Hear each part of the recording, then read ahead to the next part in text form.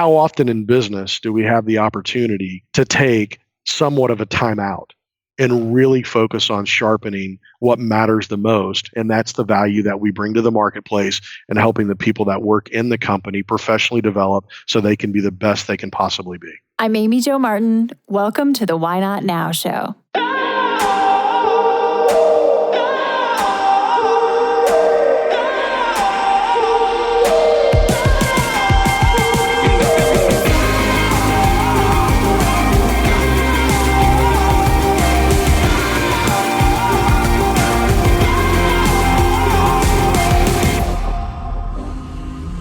You know that thing you've been thinking about doing?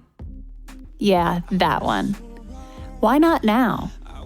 Have you ever actually taken the time to ask yourself, what's stopping me? Let's talk it through.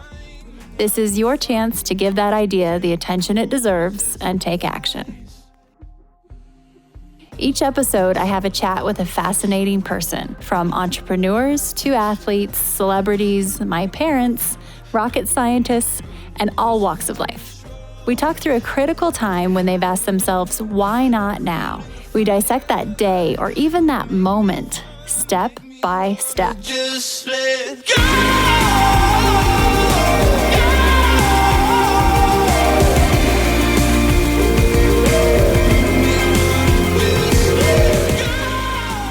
All right, so you're in for a treat today.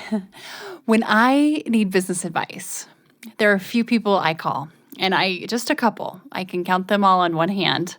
And today we have one of them on the show. Vic Keller is here to talk to us today. And the episode today is basically a masterclass for entrepreneurship and business. So get your pens and pencils out, because I know I took a lot of notes. Little background on Vic. So Vic started his entrepreneurial journey when he was 25. He left the corporate world. We talk about that, what that experience was like. And he went on to create many different companies. He eventually sold his company to Mr. Warren Buffett at Berkshire Hathaway. No big deal, right? Since then, he's gone on to create additional companies. He has a portfolio, does a lot of investing, and he's just an all-around good guy. He grew up with really humble beginnings, and we talk through that. We talk through what humility means to him, and this is a really unique definition. I wrote down this quote. It's a tweetable, and so hopefully he tweets it. I'll definitely be quoting him soon here. But he has a different, unique spin on not only humility, but what it means to grind. He doesn't love that word, yet you can bet he definitely works hard. So we discuss his strategy as well, which is a combination of passion and desire. So let's hop into it with Vic. And before we do, just a heads up, we have another Renegade session coming up on April 27th, Monday, 10 a.m. Pacific. It's free, and we are going to be focused on humanizing your brand and innovating your approach to social media and your personal brand in general. So I will be teaching on that topic. It's something I've been studying for the last 12, 13, 14 years, and I'm going to share some of the takeaways, some of the secrets, formulas, as well as just the things that seem to work. So if you're feeling like you are kind of drowning in that sea of sameness right now, or if you're just ready to go, you're ready to finally show up online as you and create that connection, which does convert, I can tell you, then join us. Head to renegadesessions.com. You can sign up. Again, it's free. We do have a live DJ, which is pretty rad. And so we have fun with it. But these are tangible, tactical things that you can start implementing immediately. So renegadesessions.com, we'll get you there. You sign up, we send you a link, and I'll see you on April 27th. Are you ready for change? Or maybe you're already in a season of expansion. As we embrace this new decade, are you ready to take action on your own why not now idea? Maybe that means starting the company, launching the podcast, writing the book, or doing more public speaking, injecting your why into what you are doing. At the end of the day, that is exactly what creates connection. And connections convert. My life work is to help guide women through this very stage in their life. I do this through the Renegade Brand Bootcamp. It truly is the career love of my life. The reason I love this program so much is because I'm able to create a mosaic, a collection of like-minded, like-hearted, driven women who come together to level up. They learn the renegade mentality directly from me, and I share everything I've learned over the past 20 years in business. It's equal parts education, collaboration, accountability, and community. We are accepting applications for our 2020 program, and you are welcome to go check everything out about the program at renegadebrandbootcamp.com. And as a very first step, just sign up for my 5-day email series. I uncover all of the questions about the bootcamp and help you understand if it's right for you. We've had some incredible women come through the program, and you will hear from them as well. You can check out the curriculum, the structure, the vibe, and everything in between. Many years ago, I went to Mark Cuban and asked him for investment advice. I thought I was going to get some real estate or stock market type of advice. Instead, he said, invest in yourself. Invest in your own growth. Invest in yourself. Bet on yourself. This is the best ROI you will ever find. If you are at that point where you are ready to take action, head to renegadebrandbootcamp.com.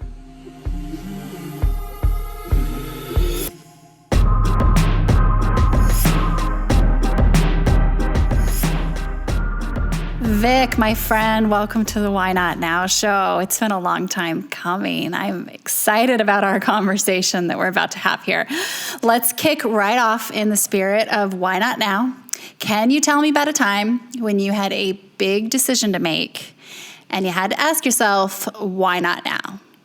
Yes. So thanks for having me, Amy Jo. So fun to be on Why Not Now. So I've had two kind of why not now moments in my life. One was a lot riskier than the other, but both of them were pretty interesting. The first one, when I got out of college, I went to work for JP Morgan, and I was in banking and having a ton of fun and working with entrepreneurs every day, primarily in the commercial side of banking.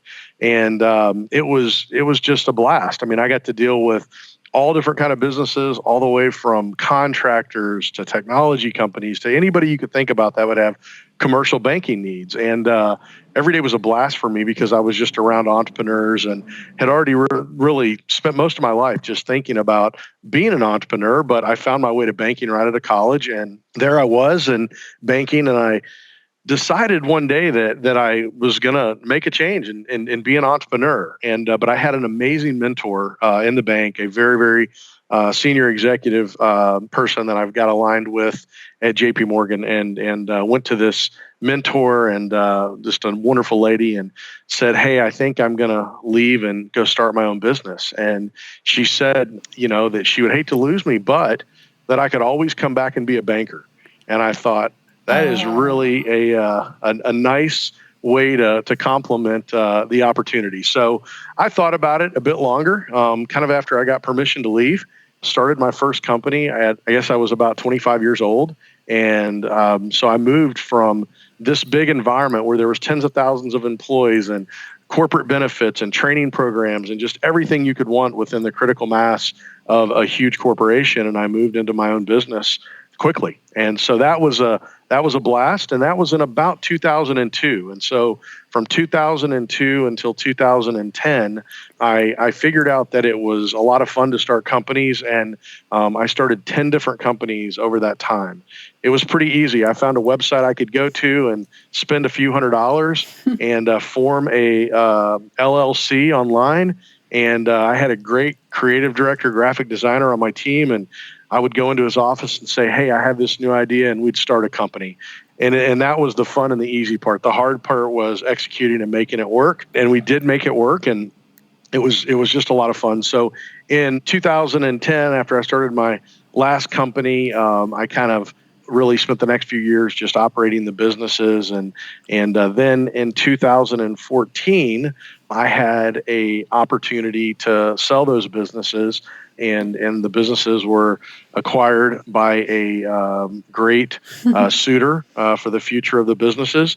And so I spent a couple more years working for the new owner of the businesses and continuing to operate the companies that I had built, taking this big leap of faith that, I was going to go be this entrepreneur. It turned out pretty well. And as I found myself back into kind of a corporate setting again, I was like, I really want to be an entrepreneur. And that's what I had done for most of my career at that point. So in 2018, I made the decision that I was going to leave my companies that I had sold and go do something new. And I would say that felt like a smaller jump than the first jump. And really, it was a huge why not now moment for me because my companies were owned by Berkshire Hathaway after they were acquired by Berkshire Hathaway. Which is Mr. Warren Buffett for those listening. If you're not going to name drop, I will for you. Yeah, so it was really a huge privilege to have the companies be under the stewardship and ownership of Berkshire Hathaway. And so, leaving that environment was really tough because they're one of the most prestigious, amazing companies on the globe, and obviously led by just a leader that is unbelievable. So to make that move the second time financially was not as tough, but quite candidly, from a infrastructure and just overall environment perspective, it was a big why not now moment for me. So then in 2018, I decided I was going to go start a new journey. I took a few months off, then dove right back in and starting companies again. And so those are kind of my two why not now moments. And I would say that both of them came with energy and anxiety and excitement. And, I really love change. I've always loved change, but I will say starting my first company at a young age felt like I was doing just a completely crazy thing, but it all worked out. Well, 25, right? So you started this game at age 25. And when I think about, the mentor you had when you were at JP Morgan and how she encouraged you to take this next step, that for anyone listening, if you are a boss, an employer, and you have someone who's just got that entrepreneurial spirit and they're itching to go spread their wings, what a gift that she gave you to say, hey, well, you can come back. And that's our biggest fear is like, what's the worst thing that can happen? I don't have a job. I don't have a roof over my head, so on and so forth. So for her to at least kind of do that, for anyone listening, if you can, that's a huge gift. So that's amazing, but it's still extremely scary. So if you dissect that moment, you're in her office or you're thinking about making that leap, and we were to kind of look under the hood of your decision-making process, how much has it changed over the years, and what did it look like then in terms of that risk and willingness to step into the unknown? Well, I came from, I was brought up in an amazing family, but we didn't have any financial means to speak of to fund any kind of crazy business ideas I had. So really, the burden was on me to make hay and make it happen. And so, I'd say from a financial perspective, I had a very young family and didn't have much money saved up. But was really passionate about wanting to do something entrepreneurial. So that side of it was filled with anxiety, but it also was a bit of a renegade mentality in the sense of I was like, I'm just going to go do this and it's going to work and I'm going to be relentless in my pursuit of success. And so, that was tough. And I will say that conversation you mentioned where I was sitting down with this amazing lady that was a leader in a global organization, and she was saying, hey, you've done this for a few years and you understand it. You could come back. That really did give me a sense of security that, hey, if it didn't work out, which I really didn't see as an option, but if it didn't work out, I had somewhere to go and I could still go be the professional that I'd been the past few years. So, I think that people that are in corporate jobs that are working for big companies and they really want to take that big step, that why not now step, I think when we think about failure and what failure looks like, a lot of times failure looks a lot uglier than it actually is. You learn so much from taking these big steps. And, if you have the tenacity and the drive and the passion and the desire, there's a lot of different places to win in this amazing global economy that we live in.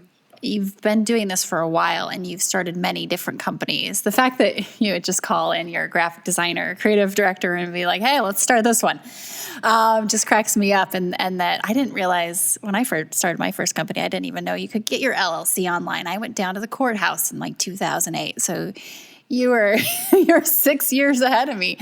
When you did that and you just go, you said to me just now that it wasn't an option really to fail. I mean, and we can dissect the semantics around that word, but you seem to have a pretty quick start. Like, would you say much more intuitive skew, or are you super analytical, looking at the data and the numbers combo? Like when you're making a decision about something and you're getting pitched all day, every day for investment too from entrepreneurs, what's your process? So I think I'll give you two different perspectives. So in 2002, when I'm starting my first company, 100% of my strategy was just passion and desire. I just wanted to win. I loved the idea of creating something, of building a business. And at that point in time, I was prepared to go be a salesperson and an accounting person and just everything that you had to be to make it work. So I took that leap of faith.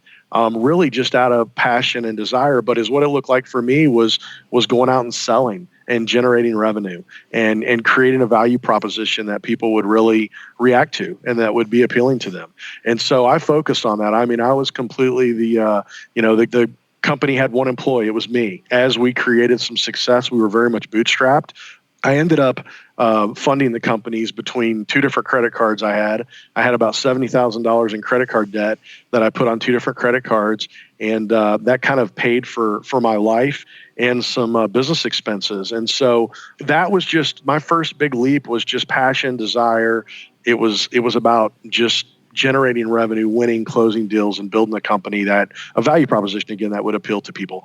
And I would say that as I started future companies, and I had the luxury of being a little bit more, I would say, just intelligent about how I was going to act on the business opportunity, I would certainly get into the data, the analytics, and different elements along the way. But, I figured out after I started my first company that the success of all these businesses were going to be built on the team I could surround myself with.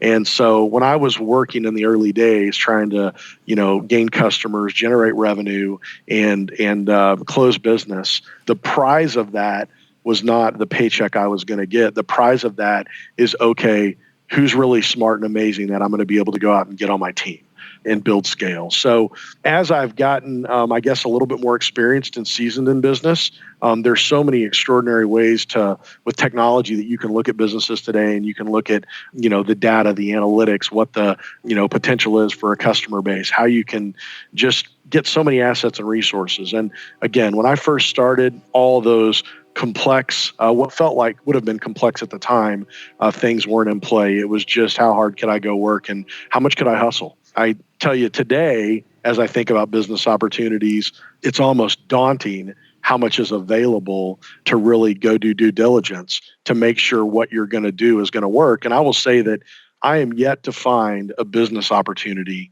in industry that is going to succeed based on objective information you're going to figure out before you go execute on it. In other words, nothing's a sure deal. Mm-hmm. I mean, nothing's a sure deal. You can talk yourself in or out of any opportunity that you look at. At least that's how I see things. It's so good to hear that coming from you, because I think about how every time I have a plan for something, 99% of the time it changes as soon as I get started anyway. And it's good to have a plan, but we can get stuck in that analysis paralysis and never actually take action. And I see it happen so often with some of the female entrepreneurs I work with. I'm not in my home studio today, and I don't know if you can hear it, but I've got a lovely train over here. Here it's a ghost town downtown, because we're in the middle of our pandemic here. Yet you can hear the train, so hopefully that's not too distracting. I'm glad the trains are still moving. That is a great point. There's some supply chain management going on. So I want to talk a little bit about humility, because you You did. You came from humble beginnings, and gosh, your parents must be so proud. It's a pretty big deal what you've been able to accomplish and grow, and you lead big teams. What does humility mean to you? And for those listening, the pros and the cons too. Sometimes I think people can almost mistaken humility for confidence and not have enough out of the gate to believe in themselves too. But they're different things. So can you talk to me a little bit about humility, because you really embody it, and it'd be easy for someone who's been as successful as you have to kind of lose touch. I'll kind of take this a couple different ways, Amy Jo. The first is humility to me. It is quite candidly, I think it's the easiest way to win, and it's the best way to protect yourself. I'd like to think that I'm authentically humble, but as a great friend of mine once told me, if you say you're humble, how humble is that? So I'm cautious not to say that I'm overly humble, but I would say that humility is really, to me, is empathy and compassion mixed with everything else that we know. And I came from a great family. I have a great family. And again, our means were not deep and rich when it came to thinking about the commercialization of businesses or building things that we see out in the marketplace today. But I really was able early on to be just authentic and transparent with people that I talked to about my ideas. And I found them, just receptive and responsive to that. So I've never been penalized for being authentic or being humble, and just treating people compassionately and having empathy for people's situations. So there's a lot of things that, I think bite you in business, or people are fearful of biting you. But at the end of the day, I think confidence is really important. I think arrogance is a massive turnoff. And being humble, I guess the best way to say it for me is, just having a humble approach and being authentic and being compassionate and being empathetic and truly caring about people is really a winning strategy for life. And certainly it's a winning strategy for when you're trying to bring great players on your teams. And for me, it's as I mentioned, the first business I ever built, goal number one was to make sure I could surround myself with the best possible people to build these businesses. And to do that, I had to be compassionate, empathetic, supportive, humble. I had to be somebody that they truly would want to work for and live that life authentically. So, I would say that it's always been easy for me to be that way, because I think that's what most people want. Again, a lack of confidence is not a good way to approach anything. I think you can be very confident, and I think to some degree you can be proud. But at the end of the day, I've just found that when I'm dealing with customers, when I'm trying to develop new products, when I'm trying to recruit the best employees that are available in the marketplace, humility, compassion, empathy, and just a authentic, approach overall seems to win. I wrote down something you said, and you should tweet this later. It's a tweetable. Humility is the easiest way to win and the best way to protect yourself. That's good. And it's a different way to look at it too. I think that's a reframe. So let's talk about the elephant in the room. We're in the middle of a pandemic. We've got some huge turbulence, if you'd even call it that. It could be considered worse in our economy. And you've led companies for years and big teams. Having big conversations with large teams is not new to you, but you had one recently, right, with your current leadership team. And can you tell us what you said, how you're leading through this time, and what does one say to, a team of people in such an uncertain time, and provide that empathy and compassion, but still motivation? And how did that sound? What happened? So, Amy Jo, it's been a very, very interesting past few weeks. It's developed more and more every day, and that to some degree changes the messaging that comes along with addressing what's going to be the most efficient and effective strategy in a time like this. So we have hundreds of employees, and we have global businesses. So just a few days ago, I had the opportunity to have an all hands meeting with all of our folks in Europe, in India, and then in the United States. This is a global challenge we're all going through. And is what's interesting is everybody is handling it the same way. And that's with concern and caution, maybe a little bit of fear. It really is the great equalizer that this isn't a cultural thing. This is not a country thing. This is a global thing. So we're all in this together and working from, I would say a level playing field. And so for me, I would say this is the opportunity for leaders to lead their very best. And it's the opportunity for the team members, the employees, the key stakeholders within organizations to be their very best. So first and foremost, people are concerned. And I don't think you can take that concern away. But one of the big things that I've focused on is really letting everyone know that we are going to focus on what we can control. And as what we can control is being positive, having great attitudes, doing our very best to maintain the health of our business. First and foremost, protecting the health of everybody that works in our companies. That is absolutely number one. And what a great time for a company to truly show through actions what I think employees want to hear from their employer, and that's that we care, and we're going to do our very best to take care of you first and foremost. And so we've really focused on that. That's been my message. Lots of empathy, lots of compassion, but at the same time, we aren't using this opportunity to scare anybody or give people caution about what the future holds. We just want everyone focused on winning. So, I would say that the message has just been not well scripted. It's just been straight from the heart, straight from the mind, and here's what we're doing, and here's who we are. And just today, we have in one of our companies, we have a lunch and learn every Friday. And today we had a lunch and learn with many people, hundreds of people on a lunch and learn in a Zoom session. And it was so fun. I mean, to see people sitting, some were sitting in the forest, some were sitting by a pool, some were sitting at their desk, some were eating, some weren't. But it really is, it was a great collaborative session, and we kept our lunches and learns going that we normally do live in person. And we've just let business go on normally the best way we possibly can to keep it as normal as we can. So my message to them is, we have to be our very best right now. We have to be our very best for our customers. They need us more than ever before.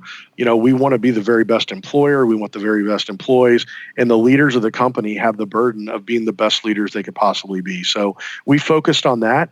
One of the things that we really, a message that I've communicated to the team throughout this whole time is, when hunters aren't hunting, they're sharpening their tools.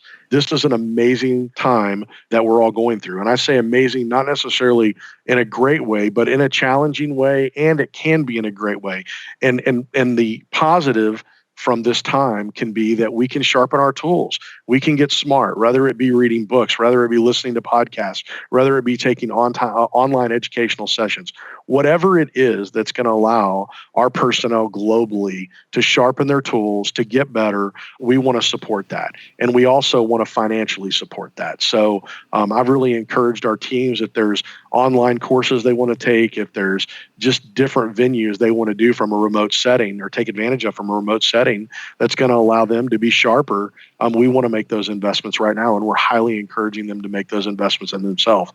How often in business do we have the opportunity to take somewhat of a timeout and really focus on sharpening what matters the most? And that's the value that we bring to the marketplace and helping the people that work in the company professionally develop so they can be the best they can possibly be. So true. And I think that's extremely helpful too, as people are listening, whether you have 2 employees or you're leading yourself or you're leading a big team. Everything you just said really applies.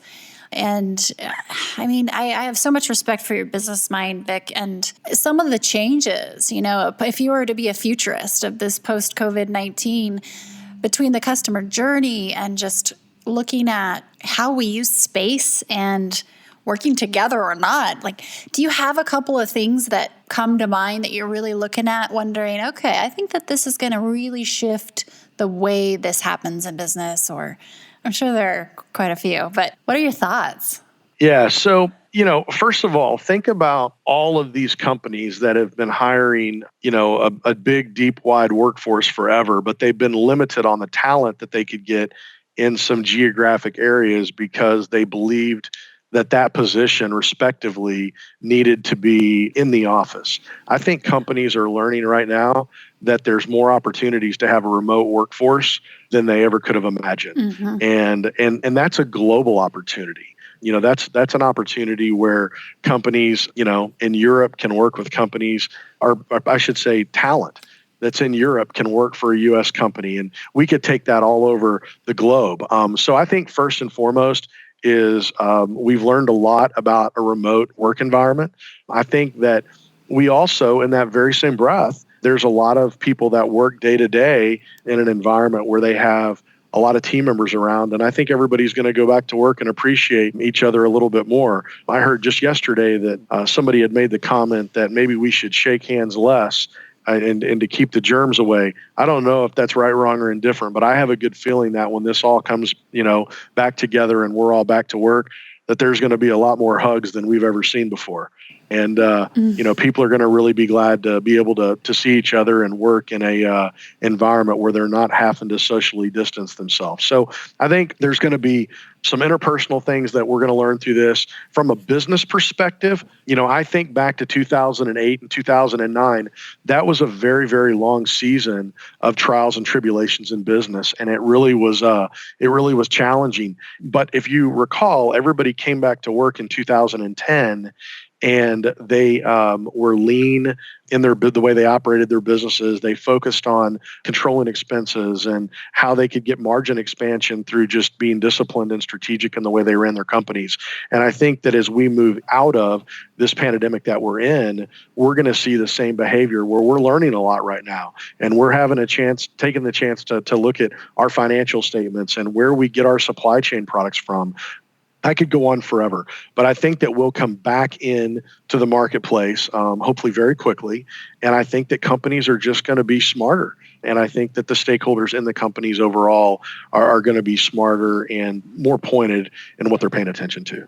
It'll be fascinating to see too length of time. That's such a good point you made. I mean, you look at the economic cycle in 2008, 2009, and how long and how much the duration will or won't impact the next steps in the next season. I have a bunch of rapid fire questions for you, only because I know I'm wanting to get so much in. But before we go there, I've heard you say you hate the word grind, and it lit me up because I do too, and I used to be addicted to it. So can you talk to me about that? I know when you said you first got started, you're 25 and you hustled. You did, and your passion and your desire was your strategy.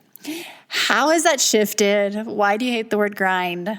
Because I think it's so important for individuals, especially when you've experienced certain levels of success where people just probably assume, okay, he's just grinding it out. And so I'd love to hear your thoughts on this. When people say, I'm in a grind, what do you think? Yeah. So if you break down what that really means, I don't know that I'm against the concept of grinding, but I do believe that there's a lot more fun way to look at the concept of what people are trying to say when they say grind. So I think working hard and working smart, that's a winning strategy.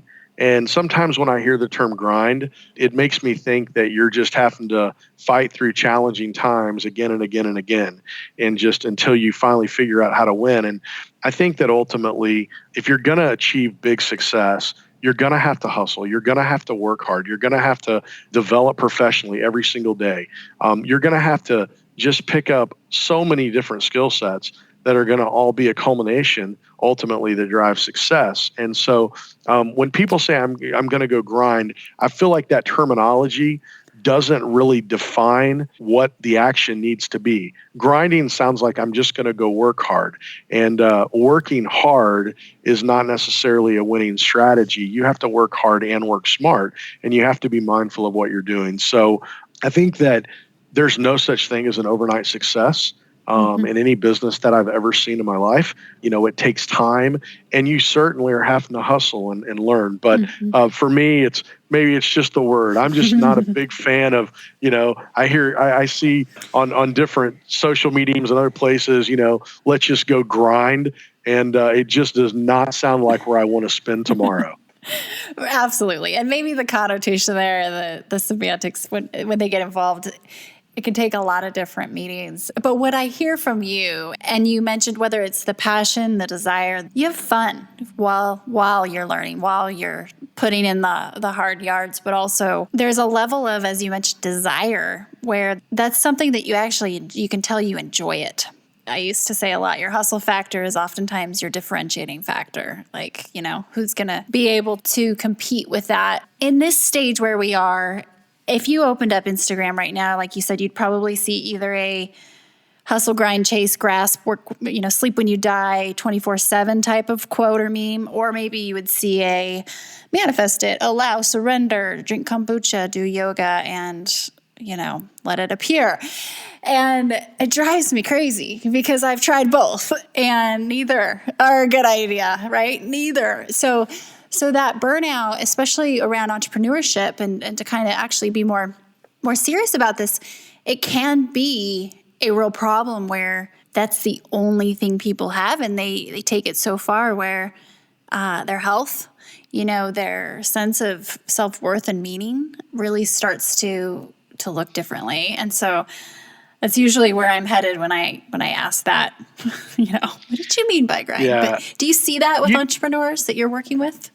I do. And, I'll tell you a little story that I learned when I was, just probably 10 years ago. I am not a great golfer, but I play golf every once in a while. And I went to get a golf lesson.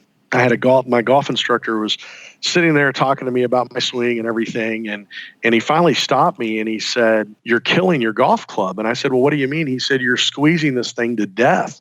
And he said, "Your grip is just too tight." And I said, "Really?" And he said, "Yeah." And he said, "Hold the golf club like you're holding a banana." He said, "You don't want to squeeze it so much that everything's going to, come out of the banana, but you want to squeeze it so much that when you're swinging it, it doesn't come out of your hands." So he said, basically loosen your grip. And so, of course, I'm looking at the guy going, "Yeah, right, whatever."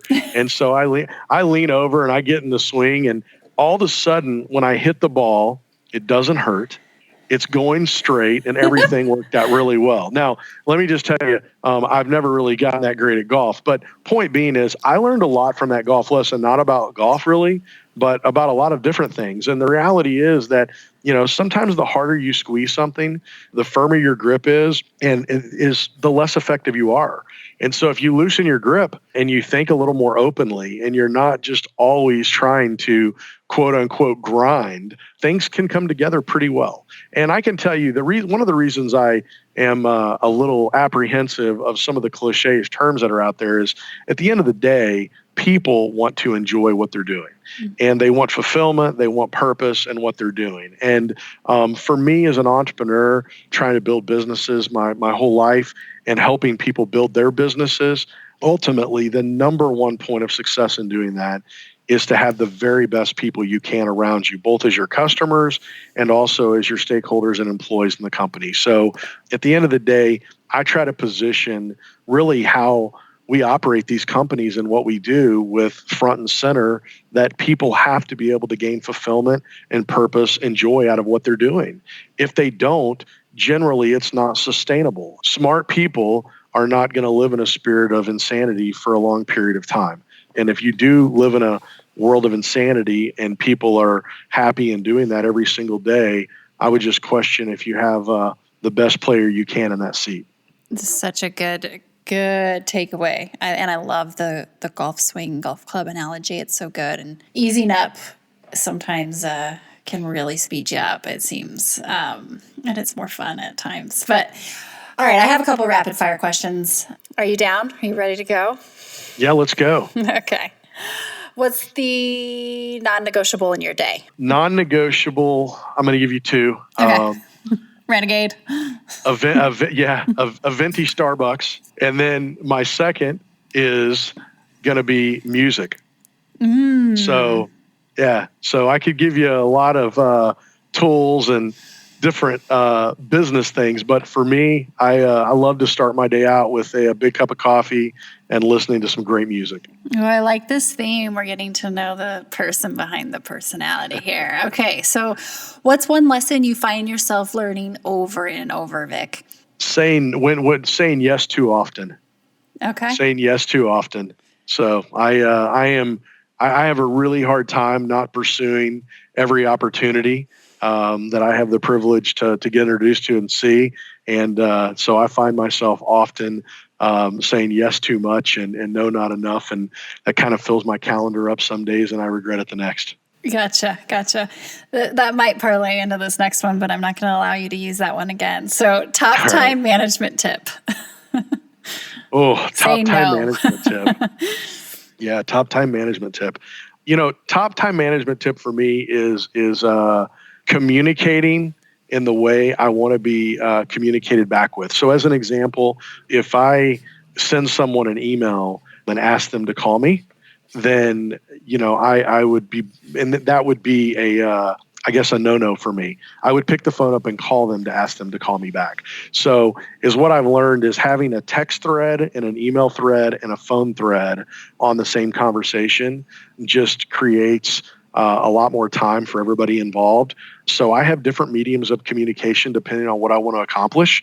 And sometimes it's very efficient, effective to use text, sometimes email, and sometimes phone. But I try not to mix the three. And I've just been working on that for the last few months, and it's given me a lot more margin in my communication.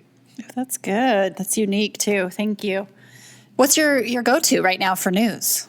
Top destination for news?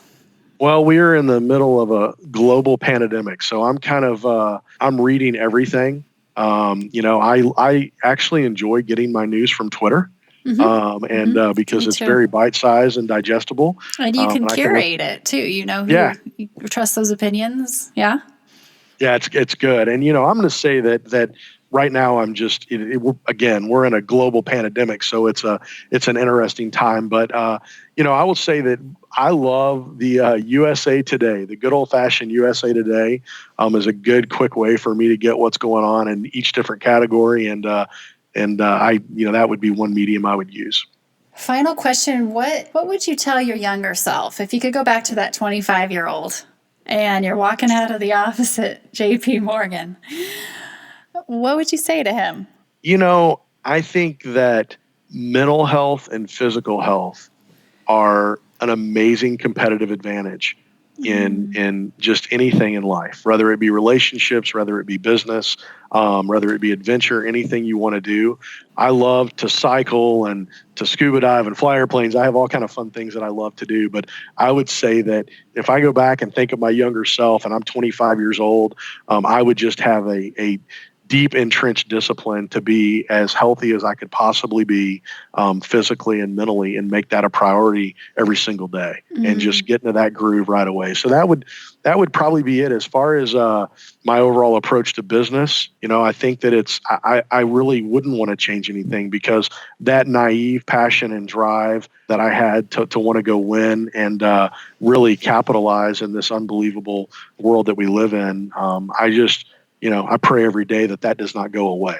I just want to thank you for your time and your wisdom today, of course, and sharing with us, but also for your mentorship. I consider you, someone who has guided me along the way. And whether it's a deal, hey, should I invest in this, Vic? And then you have this brilliant wisdom, or just on a personal level, you have just such an awesome true balance, and I appreciate that, and I mean it. So thank you for sharing. I'd love to have you back on sometime. This was just too short, and we'll be following your journey. Where's the best place people can follow you? Yeah, I am on all the social platforms. Really love Twitter, and they can go to @Vic Keller, and then the exact same handle @Vic Keller on Instagram. Those two places. I'm just getting in my groove on Instagram, but I really love that platform overall. It seems to be a pretty encouraging, happy place for everybody to go. So certainly there, and they can go to vickeller.com and find me. And I love collaborating with entrepreneurs and people that are working on startups and just need any type of help. Any margin I have in my day, I'm happy to give it up for folks that are trying to win big.